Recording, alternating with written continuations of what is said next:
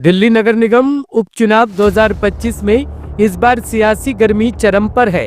राजधानी की 12 सीटों पर होने वाले इस चुनाव को लेकर बीजेपी, आम आदमी पार्टी और कांग्रेस ने अपने अपने स्तर पर रणनीतिक बैठकों का दौर शुरू कर दिया है। वहीं जमीनी स्तर पर कार्यकर्ता घर घर जाकर माहौल बनाने में जुटे हैं। इन उपचुनावों का ऐलान उन वार्ड्स के लिए हुआ है जो पिछले कुछ महीनों में पार्षदों के विधायक या सांसद बनने तथा अन्य कारणों से खाली हुए थे। चुनाव आयोग के मुताबिक मतदान 30 नवंबर को होगा और नतीजे 3 दिसंबर को घोषित किए जाएंगे। नामांकन 3 से 10 दिसंबर तक और नामांकन वापसी की अंतिम तिथि 15 नवंबर तय की गई है।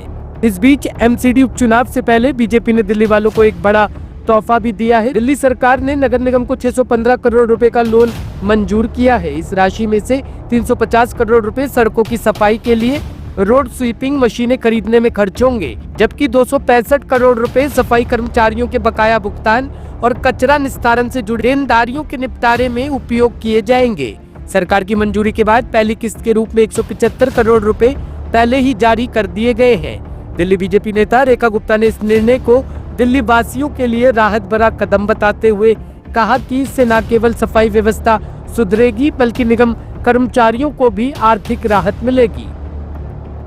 इस उपचुनाव में जिन 12 वार्ड पर मतदान होना है उनमें शामिल है मुंडका, शालीमार बाग बी, अशोक विहार, चांदनी चौक, चांदनी महल, द्वारका बी, दिचाऊ कला, नारायणा, संगम विहार ए, दक्षिणपुरी, ग्रेटर कैलाश और विनोद नगर। इनमें से 6 सामान्य सीटें हैं, 5 महिलाओं के लिए आरक्षित है जबकि 1 अनुसूचित जाति के लिए आरक्षित है। अब की बार इन उपचुनावों का राजनीतिक महत्व काफी बढ़ गया है।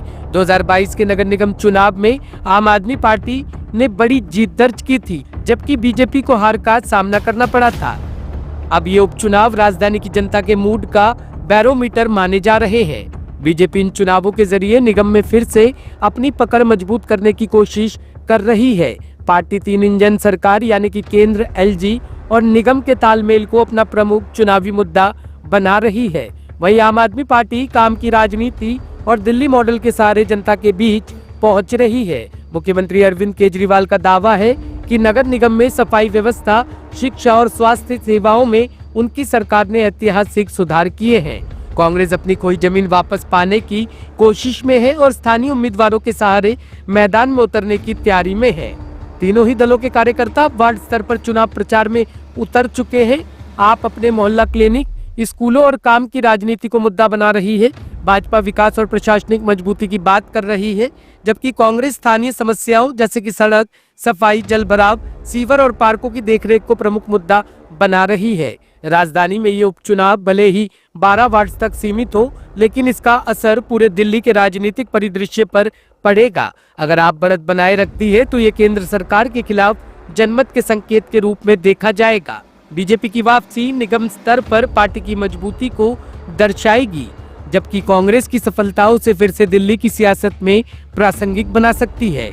दिल्ली की गलियों, वार्ड दफ्तरों और सोशल मीडिया पर अब एक ही सवाल गूंज रहा है, कौन जीतेगा दिल्ली का नगर संग्राम।